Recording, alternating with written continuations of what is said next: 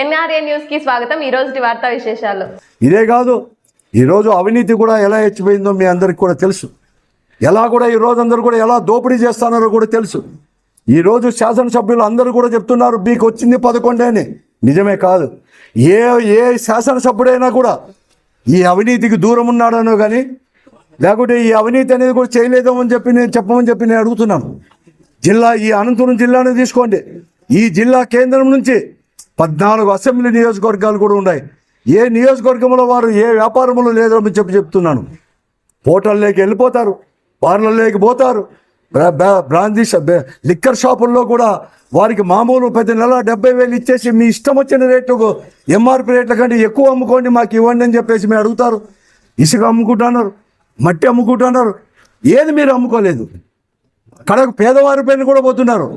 ఇదే మున్సిపాలిటీలో అనంతపురం మున్సిపల్ కార్పొరేషన్లోనే ఒకప్పుడు వైఎస్ఆర్ కాంగ్రెస్ పార్టీ అధికారంలో ఉన్నప్పుడు, జగన్మోహన్ గారు ముఖ్యమంత్రిగా ఉన్నప్పుడు, ఒక్కొక్క సైడ్ దగ్గర అంటే రోడ్లకు సైడ్లో తోపుడు బండ్లో లేకుంటే కింద ఫుట్పాత్ల పైన అంగళ్ళు పెట్టుకుంటే ఒకదానికి 10 రూపాయలు మాత్రమే వసూలు చేసేవారు. కానీ ఈ దినం ఎంత వసూలు చేస్తున్నారు? పేద ప్రజలు బతకడానికి కోసం వాళ్ళు పక్కన ఫుట్పాత్లు పెట్టుకుంటే ఆ రోజు 10ని 20 చేశారు, 20ని 40 చేశారు. మార్కెట్ యార్డ్లో కూడా అంతే. ఒకప్పుడు గొర్రెకేదో 25 రూపాయలు ఉంటే 50 రూపాయలు చేశారు. ఆవుకు, ఎద్దులకు, పశువులకు కూడా అలాగే చేశారు. కానీ ఆదాయం మాత్రం ఎరిగిపోతూ ఉంది. మున్సిపాలిటీకి కేవలం 5 లక్షలు మాత్రమే పెంచారు. కానీ మిగతాదంతా కూడా ఎక్కడ పోతూ ఉంది? మీరు ఇంత డబుల్ చేసినప్పుడు మున్సిపాలిటీకి డబుల్ రావాలి కదా.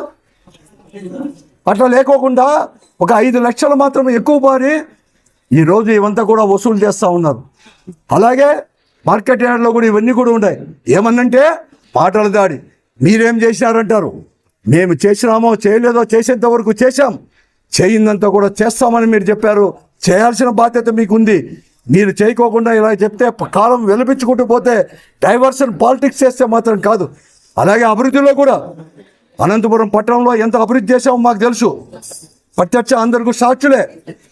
కానీ మీరు చేస్తామన్న మిగతా అభివృద్ధి చేసి చూపించండి, మావి చూపించి మాత్రం కాదు అని చెప్పేసి కూడా హెచ్చరిస్తూ భవిష్యత్తులో ప్రజల పక్షాన నుండి కూడా పోరాటాలు మాత్రం చేస్తాము, మీ మోసానికి కూడా అడ్డుకట్ట వేస్తామని చెప్పేసి కూడా హెచ్చరిస్తుంది వైఎస్ఆర్ కాంగ్రెస్ పార్టీ అని చెప్పి